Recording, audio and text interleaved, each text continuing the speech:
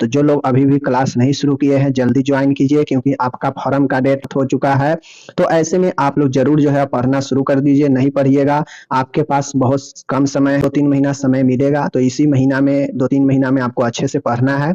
और आप चाहते हैं कि बढ़िया तैयारी करें, 50 क्वेश्चन, और वो भी क्वेश्चन सभी टॉपिक से लिया गया है, सभी सब्जेक्ट से जो आपको पढ़ना है। तो एक अलग लेवल के क्वेश्चन यहाँ पे दिया जाता है, आइए पढ़िए समझिए। और 50 क्वेश्चन के अलावा बहुत सारे नॉलेज वीडियो के माध्यम से आपको मिलता है, ठीक है। तो डेली आइए पढ़िए। चलिए शुरू करते हैं हम यहाँ पे, ठीक है। लिए पहला प्रश्न है हमारे सामने, देख सकते हैं कि ह्यूमन बॉडी में नॉर्मल सीरम जो है सोडियम का लेवल कितना होता है। आप लोग को पता होना चाहिए हमारे बॉडी में ब्लड में सीरम होता है, ठीक है ना।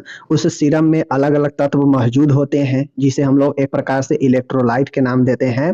तो उसमें सोडियम, पोटेशियम, कैल्शियम सब होता है, तो उसका एक रेंज होता है। तो हमारे बॉडी में जो सोडियम का लेवल होना चाहिए वह कितना होना चाहिए, तो वह 135 से लेकर 145 मिली इक्विवेलेंट पर लीटर होता है, ठीक है। इस चीज को ध्यान में रखिएगा, इतना सोडियम का लेवल होता है, ओके। आगे चलते हैं हम लोग। दूसरा प्रश्न है, बहुत शानदार प्रश्न है यहाँ पे, कि ह्यूमन बॉडी में नॉर्मल सीरम पोटेशियम लेवल कितना होता है। वो था सोडियम का लेवल, यहाँ पे पोटेशियम का लेवल है। तो पोटेशियम लेवल 8 से 10, 3.5 से 5.1, 8 8.6 से 10.5, 3.0 से 4.5, इनमें से क्या होता है। तो my dear option number b 3.5 से लेकर 5.2 या कहीं कहीं 1 दिया रहता है, ठीक है। तो यही आंसर, और मिली इक्विवेलेंट पर लीटर होता है, ठीक है। ये याद रखिएगा, बहुत इंपॉर्टेंट प्रश्न है, यही सब पूछता है, ठीक है। तीसरा नंबर का प्रश्न है, बहुत शानदार है, निम्न में से इंफेरियर वर्टेब्रा कौन सा है। जो वर्टेब्रा जो कशेरुक होता है वह कौन सा है जो इंफेरियर होता है। तो आप लोग को पता है सैक्रल वर्टेब्रा जो पूंछ के समान रीढ़ के हड्डी में सबसे निचला होता है, यही हमारा इंफेरियर वर्टेब्रा होता है, ठीक है। आगे चलते हैं। चौथा है, फेशियल नर्व जो है किस प्रकार के क्रेनियल नर्व है। तो माय डियर जो फेशियल नर्व है वह हमारा किस प्रकार का क्रेनियल नर्व है। तो आपको पता होना चाहिए हमारे जितना भी ऑर्गेन काम करता है वह सब नर्व तंत्रिका के ऊपर ही जो है हम किसी भी चीज के एहसास कर पाते हैं ब्रेन में। तो फेशियल नर्व जो होता है वह हमारा मिक्स जो है क्रेनियल नर्व है, ठीक है। यानी वह सेंसरी भी है, मोटर भी है, इसलिए जो है इसमें मिक्स जो है इसे कहा गया है, ठीक है। पांचवा नंबर का है, कहता है छठे नंबर का जो है क्रेनियल नर्व कौन सा है। छठे नंबर का सीएन कौन सा है। ऑप्टिक है, ठीक है, ट्रोकियल है, या फिर एब्डुसेंट है, या फिर जो है ग्लोसोफेरिंजल नर्व है। तो माय डियर जो छठा नंबर का जो हमारा नर्व है क्रेनियल नर्व वह एब्डुसेंट नर्व है, याद रखिएगा। छठे नंबर का जो नर्व है वह एब्डुसेंट नर्व है, ओके। आगे देखते हैं हम लोग। छठा नंबर का है, कहता है यूरिन का पीएच मान कितना होता है, ट्रू बताइए।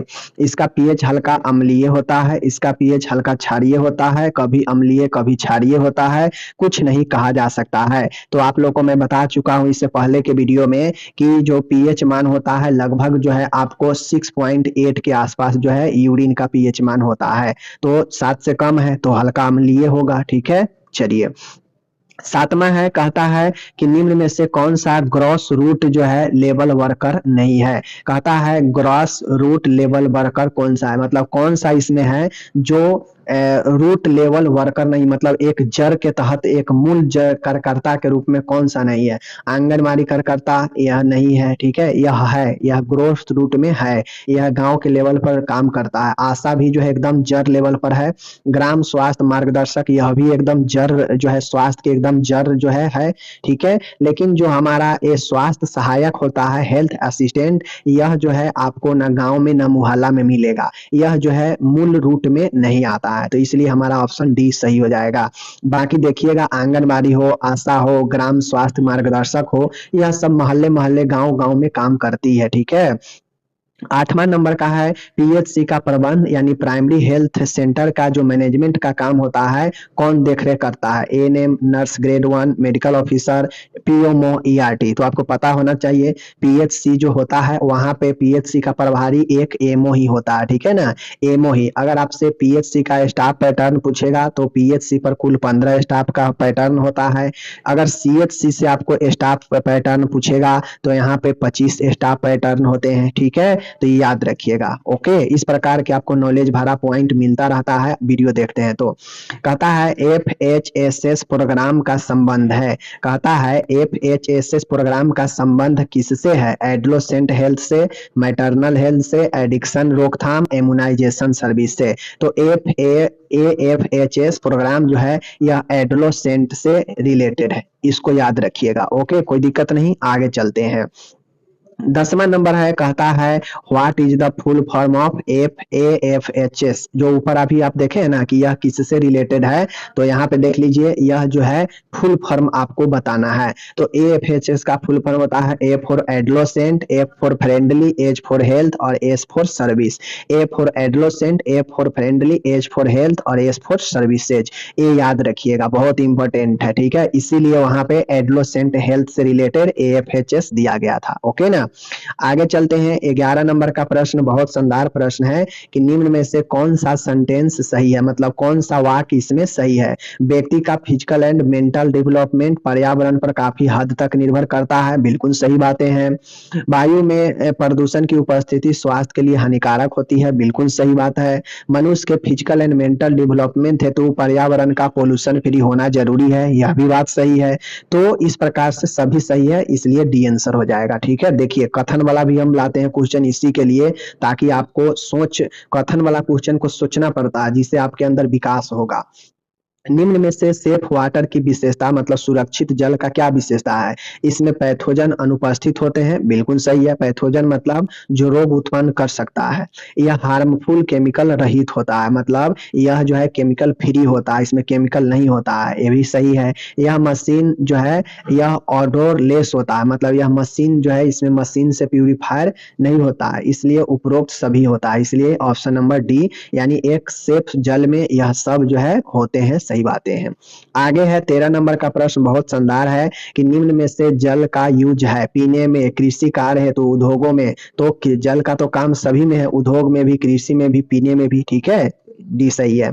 14 है, निम्न में से पर्यावरण के बायोलॉजिकल कंपोनेंट में शामिल है। बायोलॉजिकल मतलब जैविक घटक कौन सा है पर्यावरण का? पेड़ पौधे, सूक्ष्म जीव, पशु आदि, बिल्कुल सही है, पर्यावरण का यह घटक है। बी नंबर है, जल, वायु, मृदा, इमारतें, कल कारखाने आदि, ठीक है। नहीं, कल कारखाने ये सब नहीं होता है पर्यावरण में, पर्यावरण को यह दूषित करता है, बायोलॉजिकल कारक नहीं है। सामाजिक परंपराएं, रीति रिवाज, रूढ़िवादी, ये भी गलत है, ठीक है। धुआं, धूल, धुआं आदि गैसें, यह सब भी जो है पर्यावरण को प्रभावित करता है, लेकिन ऊपरा वाला ठीक था। पेड़ पौधे, सूक्ष्म जीव, पशु, ये सब तो पर्यावरण में होते ही हैं, इनके बिना न पर्यावरण है और पर्यावरण के बिना ये नहीं है, ठीक है, इसलिए सही है। 15 नंबर है, निम्न में से ART विधि है। ART क्या विधि है आपको पता होना चाहिए? Artificial uterine insemination, in vitro fertilization and embryo transfer, gamete intra fallopian transfer, उपरोक्त में से सभी। तो ART जो विधि है इनमें से सभी है, यह खासकर जो है आपको मैटरनल हेल्थ से रिलेटेड है। जो व्यक्ति को एक महिला में ART विधि उपरोक्त में से सभी के लिए है, ठीक है। चलिए आगे देखते हैं। 16, निम्न में से नर युग्मक क्या है, मतलब नर का जो है इसमें से युग्मक कौन सा है? सीमेन, ये बीज, यह भी नर में पाया जाता है। नर मतलब क्या होता है? पुरुष। सीमेन पुरुष में होता है, शुक्राणु भी पुरुष में होता है, ठीक है। फर्टिलाइजेशन, जाइगोट और स्पर्म, ठीक है। तो माय डियर, आपको पता होना चाहिए नर का जो युग्मक है जिसके द्वारा बच्चा जो है पैदा हो सकता है, तो वह स्पर्म शुक्राणु होता है। अगर सीमेन है उसमें स्पर्म के काउंट कम जाता है तो बच्चा नहीं होगा, ठीक है। तो स्पर्म जरूरी होता है युग्मनज के लिए, ठीक है। 17 है, निम्न में से शुक्राणु किस पदार्थ में पाए जाते हैं? सीमेन में, बाइल में, मेंस्ट्रुएशन फ्लूइड में, ऑल ऑफ द अबव। तो आपको पता होना चाहिए, अभी बताए हैं कि बीज में ही जो है स्पर्म होते हैं, स्पर्म काउंट इसी सीमेन एनालिसिस के जरिए होता है, तो सीमेन में होता है, ठीक है। 18 है, एपिमिनोरिया, ठीक है। एपिमिनोरिया का क्या अर्थ है? इंडोमेट्रियम की मासिक क्षति होने के बाद भी मेंस्ट्रुएशन ब्लड का बाहर की ओर नहीं आना, किसी ज्ञात एनाटॉमिकल या ऑर्गेनिक पैथोलॉजी की अनुपस्थिति में भी यूट्रस से एब्डोमिनल ब्लीडिंग होना, ओके। मासिक धर्म का अस्थायी रूप से बंद हो जाना, मासिक चक्र की अवधि का 28 से 30 दिन से घटकर 21 दिन या इससे कम हो जाना। तो ऑप्शन नंबर डी ही सही है। एपिमिनोरिया का मतलब होता है, देख लीजिए, एपिमिनोरिया का मतलब होता है कि सामान्य से मासिक धर्म का जो समय है घट जाना। जैसे 28 से 30 दिन माना जाता है इस बीच में, लेकिन यह घट के 21 दिन या इससे भी कम हो जाएगा तो एपिमेनोरिया कहते हैं। ठीक है, ओके। 19 है, टेस्टिस का इन्फ्लामेशन क्या कहलाता है? माय डियर, वृषण का इन्फ्लामेशन प्रदाह क्या कहलाता है? ऑर्काइटिस कहलाता है, याद रखिएगा। वृषण जो कि पुरुष में होता है। ठीक है, 20 नंबर है, सीमेन में स्पर्म की अनुपस्थिति क्या कहलाता है? मतलब सीमेन जो है बीज में अगर स्पर्म अगर नहीं है, अनुपस्थिति है, तो क्या कहलाता है? और पहले समझ लीजिए, सीमेन में अगर स्पर्म नहीं है तो बच्चा पैदा नहीं हो सकता है। तो इसी को, सीमेन में अगर स्पर्म उपस्थित नहीं है तो उसको क्या कहते हैं मेडिकल भाषा में? क्रिप्टोकिडिज्म कहते हैं, ऑर्काइटिस कहते हैं, एजुस्पर्मिया कहते हैं। तो माय डियर, सीमेन में अगर स्पर्म नहीं है तो उसे एजुस्पर्मिया कहते हैं, याद रखिएगा, एजुस्पर्मिया। ठीक है, 21 नंबर है, निम्न में से मादा युग्मक है। मादा युग्मक मतलब फीमेल का युग्मक कौन सा है जिसके द्वारा बच्चा जो है पैदा हो सकता है? ठीक है, स्पर्म, ओवम, फर्टिलाइजेशन, एम्ब्रो। तो अंडा, अंडा जो है बनता है, अंडाशय से अंडा निकलता है और यह वेट करता है मेल के जो है स्पर्म का। तो अंडा जो है फीमेल का यह युग्मनज के रूप में है जो बच्चे के लिए निषेचन के लिए इंतजार करता है। ठीक है, 22 नंबर है, वेजिनल। यहाँ पे देख लीजिए, बहुत शानदार प्रश्न है। कहता है कि वेजाइनल ट्राइकोमेनियास के कारण क्या है? ठीक है, कहता है कि वेजाइनल ट्राइकोमोनियसिस का क्या मतलब है? माय डियर, कैंडिडा अल्बिकेंस, ठीक है, ट्राइकोमेनियास, वेजिनेलिस, ई कोलाई, स्ट्रेप्टोकोकाई। तो आप यहाँ पे देखिए, ये जो वेजाइनल ट्राइकोमेनियास है यह एक संक्रमण है वेजिना का। ठीक है, तो यह किसके कारण होता है? तो यह होता है हमारा, यहाँ पे देख लीजिए, बी है, नाम से ही है, ट्राइकोमेनियास वेजिनेलेसिस। ठीक है, ट्राइकोमेनियास ब्राइजोनेलेसिस, यह उल्टा कर दीजिएगा तो यही आंसर हो जाएगा। ठीक है ना, चलिए आगे चलते हैं। आगे है 23 नंबर, निम्न में से मोनीलियासिस का क्या कारण है? आप लोग को बता दें कि मोनीलियासिस को हम लोग ओरल थरस भी कहते हैं। क्या कहते हैं? ओरल थरस, मुखपाक जो बच्चे में होता है। तो मोनीलियासिस को दूसरा नाम ओरल थरस होता है और इसके होने का कारण होता है कैंडिडा अल्बिकेंस। ठीक है, क्या होता है? देख लीजिए, कैंडिडा। ठीक है ना, कैंडिडा, केंद्र नहीं होगा, केंद्र नहीं होगा। ठीक है, केंद्र नहीं होगा। Candida albicans is the right answer for moniliasis या ओरल थरस। 24 नंबर का है, कहता है जाइगोट से बेलास्ट्रोम बनने की प्रक्रिया किस प्रकार का सेल डिवीजन द्वारा होता है? माय डियर, जो जाइगोट होता है युग्मनज, इससे बेलास्टोमेयर बनने की प्रक्रिया, बेलास्टोमेयर बनने की प्रक्रिया किस प्रकार का सेल डिवीजन द्वारा होता है? समसूत्री, अर्धसूत्री, समसूत्री या अर्धसूत्री। इस दौरान किसी भी प्रकार का विभाजन नहीं होता है। तो माय डियर, जब एक से दूसरे रूप बनता है तो सेल डिवीजन तो होगा ही, तो जाइगोट से ब्लास्टोमेयर बनने को समसूत्री विभाजन होता है। ठीक है, 25 है, जाइगोट से ब्लास्टोमेयर का निर्माण लगभग कितने समय बाद होता है? तो जाइगोट से ब्लास्टोमेयर बनने का जो निर्माण है लगभग यह 30 घंटे लगते हैं। ठीक है, जाइगोट से ब्लास्टोमेयर। 26 नंबर है, जाइगोट से मोरूला बनने में लगभग कितना समय लगता है? याद रखिएगा, ब्लास्टोमेयर हो, मोरूला हो, यह जाइगोट से बनता है। तो जाइगोट से अगर ब्लास्टोमेयर बनेगा तो 30 घंटा और जाइगोट से अगर मोरूला बनेगा तो इसके लिए लगभग 96 घंटा। ठीक है ना, समझ सकते हैं, 4 दिन। 27 नंबर है, फीटल डेवलपमेंट के दौरान बनने वाली स्ट्रक्चर का सही क्रम क्या है? मतलब जब भ्रूण का विकास होता है तो उस दौरान जो स्ट्रक्चर होता है, कैसे स्ट्रक्चर आगे बढ़ता है? ए नंबर है, युग्मनज, ब्लास्टोमियर्स, मोडालोसिस्ट। ठीक है, ब्लास्टोमियर अभी ऊपर देखें, युग्मनज, ब्लास्टोसिस्टमला, ब्लास्टोमियर्स, युग्मनज, मोडुला, ब्लास्टोसिस्ट, ब्लास्टोमियर्स, युग्मनज, पास्टोसिस्ट और ब्लास्टोमियर्स, मोरुला। तो यहाँ पे स्पष्ट रूप से देखिए, युग्मनज है, ब्लास्टोमियर्स है और मोडला एस्टोसिस्ट है। आप पढ़े हैं कि युग्मनज से ब्लास्टोमियर बनने में 30 घंटा और युग्मनज से मोडालोसिस बनने में जो है 96 घंटा। तो इससे भी समझ सकते हैं, युग्मनज है, ब्लास्टोमेयर है और फिर मोडला एस्टोसिस्ट है। ठीक है, समझ गए? चलिए आगे चलते हैं। 28 है, कहता है डेसडुआ का संबंध किससे। देखिए ये सब जो पढ़ा रहे हैं ये आपके मिडवाइफरी का है, ठीक है ना, मिडवाइफरी का, तो आप लोग ध्यान में दीजिएगा, चूंकि आपके मिडवाइफरी भी पढ़ना है एएनएम सेकेंड ईयर में, तो उसी से रिलेटेड है।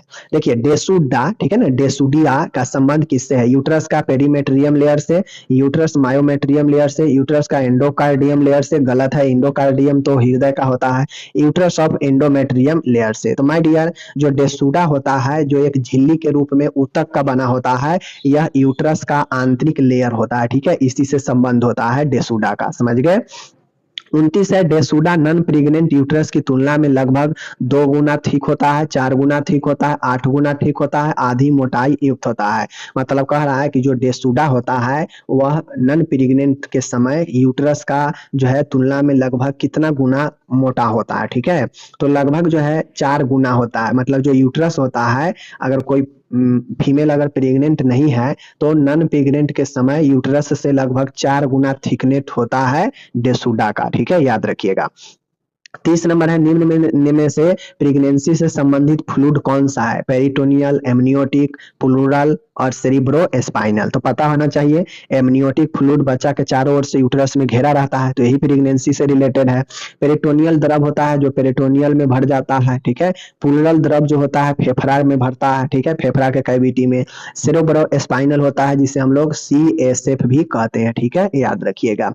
तो ये सब चीजें हैं। बाकी चलिए 31 नंबर का प्रश्न बहुत शानदार है, फीटल डेवलपमेंट के दौरान किस अवधि पर फीटस में ब्लड सर्कुलेशन स्टार्ट हो जाता है। अब यहाँ पे कह रहा है कि जब फीटल का विकास होता है, तो जैसे ही फीटल जो है अपना रूप लेने लगता है, विकास होने लगता है, तो कितने समय के बाद जो भ्रूण होता है उसमें ब्लड का सर्कुलेशन शुरू हो जाता है। तो लगभग भ्रूण के डेवलपमेंट के 2 से 3 सप्ताह होने पर ब्लड सर्कुलेशन शुरू हो जाता है, ये चीजें याद रखिएगा। आगे है 32 नंबर, फीटल डेवलपमेंट के दौरान किस अवधि पर फीटस में हार्ट रेट सुनाई देता है। तो माय डियर आपको पता होना चाहिए कि फीटल के विकास में, डेवलपमेंट में लगभग 5 सप्ताह में हार्ट जो है धड़कन सुनाई देने लगता है, ठीक है। कोरोनरी आर्टरी डिजीज का मेन कारण क्या है, माय डियर CAD, इसको CAD कहते हैं, कोरोनरी आर्टरी डिजीज। इसका होने का मेन कारण जो होता है वह मायोकार्डियल इस्केमिया होता है, ठीक है। मायोकार्डियल इस्केमिया से क्या समझते हैं कि जो हार्ट होता है उसमें ब्लड पूर्ण रूप से नहीं पहुंच पाता है, ब्लड जो है कम जाता है सर्कुलेशन, और उस कंडीशन में दर्द उत्पन्न होने लगता है, तो वही मायोकार्डियल इस्केमिया कहते हैं कि हृदय को ब्लड जो है प्रवाह कम जाना मायोकार्डियल इस्केमिया होता है। और इस जो है उसका ये होता है कोरोनरी आर्टरी डिजीज का मेन कारण मायोकार्डियल इन जो है इस्केमिया ही होता है, ठीक है। 34 है, मायोकार्डियल इस्केमिया से आप क्या समझते हैं। देखिए अर्थ भी आइए गया, हम ऊपर समझाएं, यहाँ पे आ भी गया, तो इसीलिए हम कहते हैं पढ़िएगा तो कंप्लीट नॉलेज मिलेगा। मायोकार्डियम की जन्मजात उपस्थिति, मायोकार्डियम को इन्फ्लामेशन, मायोकार्डियल टिश्यू का इनएडुकेट ब्लड सप्लाई, और मायोकार्डियल की साइज की बढ़ जाना, तो वही है मायोकार्डियल टिश्यू का इनएडुकेट ब्लड सप्लाई, वही है कि ब्लड सप्लाई कम जाता है या रुक जाता है मायोकार्डियल टिश्यू यानी हृदय के मध्य परत में ब्लड सप्लाई नहीं हो पाता है, जिससे हम इस्केमिया भी कहते हैं, ठीक है। 35 है, निम्न में से क्रॉनिक नॉन कम्युनिकेबल डिजीज क्या है क्रॉनिक, क्रॉनिक मतलब होता है लंबे समय की बीमारी, जो नॉन कम्युनिकेबल है, कैंसर, डायबिटीज, हाइपरटेंशन, तो इसमें से सभी रोग जो है लंबे समय का है, लेकिन यह सब के सब जो है नॉन कम्युनिकेबल है, मतलब संचारित नहीं है कि एक से दूसरे में संचार कर जाएगा, ट्रांसपरेट हो जाएगा, ठीक है। 36 है, निम्न में से कोरोनरी आर्टरी डिजीज का रिस्क फैक्टर नहीं है, मतलब इनमें से कौन सा ऐसा कारक है जो रिस्क नहीं है कोरोनरी आर्टरी डिजीज के लिए। डिक्रीज कोलेस्ट्रॉल लेवल, यह तो बिल्कुल नहीं है, क्योंकि कोरोनरी आर्टरी वाला डिजीज वाले पेशेंट को कोलेस्ट्रॉल बढ़ने पर रिस्क फैक्टर बढ़ता है, तो लो होने पर, डिक्रीज होने पर तो यह रिस्क फैक्टर नहीं रहेगा, ठीक है।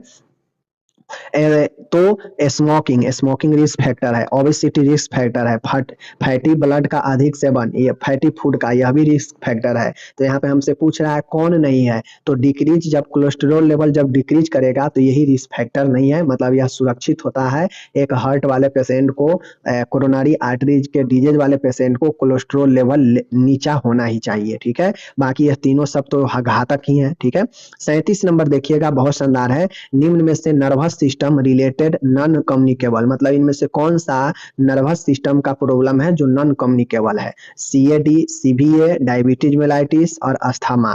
तो माय डियर, नर्वस सिस्टम के रिलेटेड नॉन कम्युनिकेबल जो डिजीज है वो हमारा CVA है। ठीक है, सबसे पहले देख लीजिए, इसमें ये सब जो है आपके सर्कुलेटरी डिजीज है। ठीक है, मतलब भास्कुलर रक्त वाहिका का डिजीज है, लेकिन या ये श्वसन का डिजीज है। लेकिन बात किया जाए यहाँ पे CVA सेरेब्रोवास्कुलर एक्सीडेंट जो होता है यह हमारा नर्वस सिस्टम का रोग है। ठीक है, आगे चलते हैं। 38 है, निम्न में से कार्डियोवास्कुलर सिस्टम, वही चीजें हैं जो ऊपर में बताया, रक्त वाहिका का बीमारी, रक्त संचार वाला बीमारी related non communicable. Non communicable कौन सा है? CAD, CVA, diabetes mellitus, asthma. तो देखिए, अस्थमा आपका श्वसन का है, डायबिटीज मेलाइटिस है तो कार्डियोवास्कुलर का ही, लेकिन यह जो है तो आपका CAD जो है कोरोनरी आर्टरी डिजीज, यही राइट आंसर है। 39 नंबर का है, निम्न में से हाइपरटेंशन मॉडिफाइबल रिस्क फैक्टर नहीं है। कहता है कि इसमें से हाइपरटेंशन का जो है रिस्क फैक्टर कौन नहीं है, बताइए।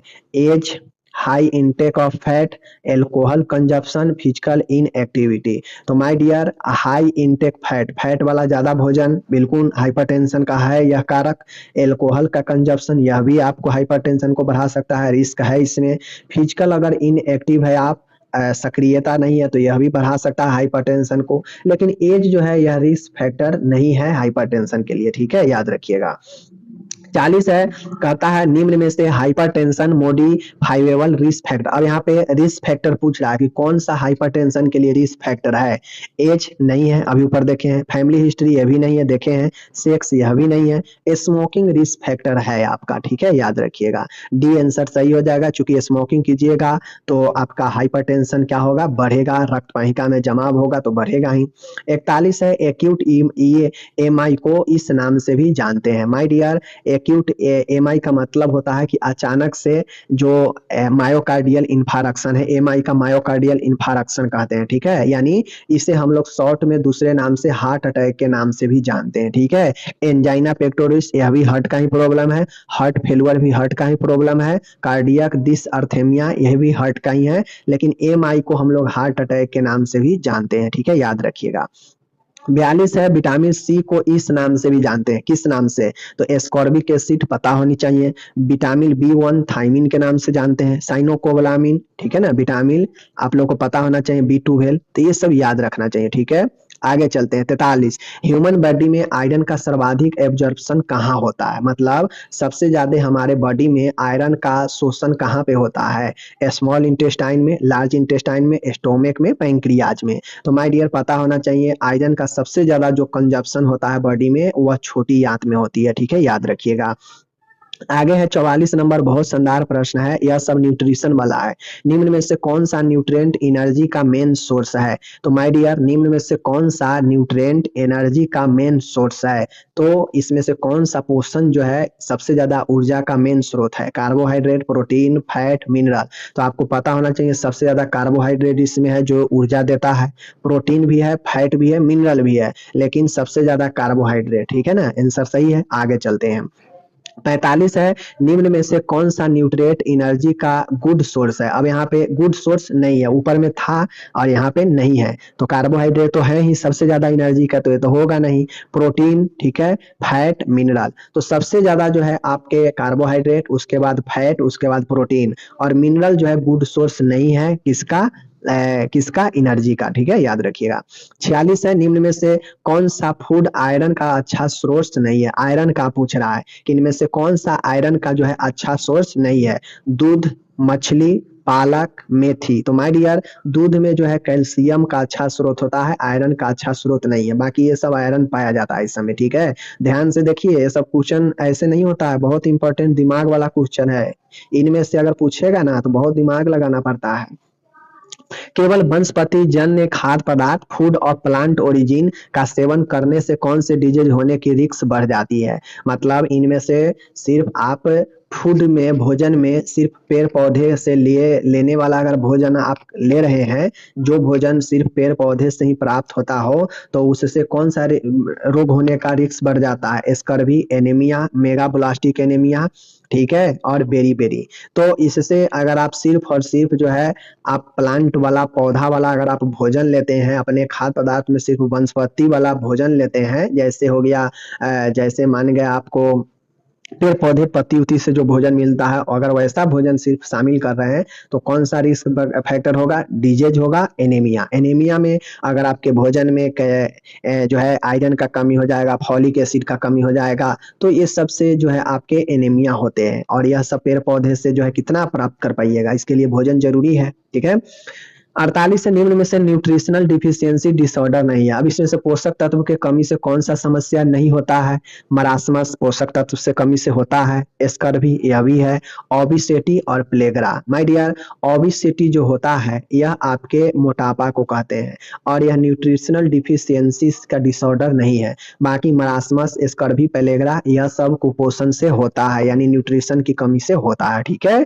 चलिए, 49 से निम्न में से फूड सब्सटेंस में विटामिन सी का मैक्सिमम अमाउंट किसमें पाया जाता है? विटामिन सी का इनमें से किसमें सबसे ज्यादा होगा?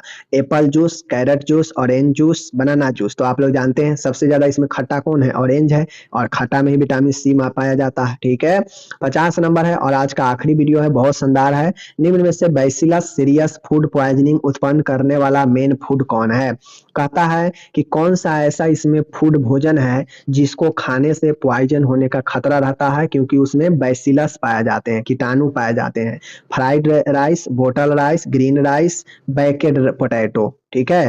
तो अगर आप चावल को भूज कर खाते हैं तो वह बहुत घातक होता है, एक बात समझ लीजिए, ठीक है। इसलिए कभी भी चावल को फ्राई करके बासी में पड़ जाए तो उसको फ्राई करके नहीं खाइए, क्योंकि उसमें बैसिलस पाए जाते हैं, कीटाणु जो भोजन को आपको पॉइजन बना देते हैं। आप बच इसलिए जाते हैं क्योंकि आप उसको फ्राई कर देते हैं, फ्राई कर देते से थोड़ा जो है उसका पॉइजनिंग नष्ट हो जाता है। वरना अगर आप भोजन को, चावल को फ्राई करके खाते हैं तो उसमें बैसिलस सीरियस होने का खतरा रहता है, यानी फूड पॉइजनिंग इस बैसिलस सीरियस के साथ में, ठीक है, याद रखिएगा। तो इस प्रकार से आज का मेरा 50 क्वेश्चन समाप्त हो गया। तो मैं यही कहता हूं माय डियर, जो भी एएनएम के मेरे कैंडिडेट है मेरे साथ जुड़े रहिएगा, तो मैं ये आपको विश्वास दिलाता हूं कि आपका एग्जाम बहुत बहुत बेहतर जाएगा।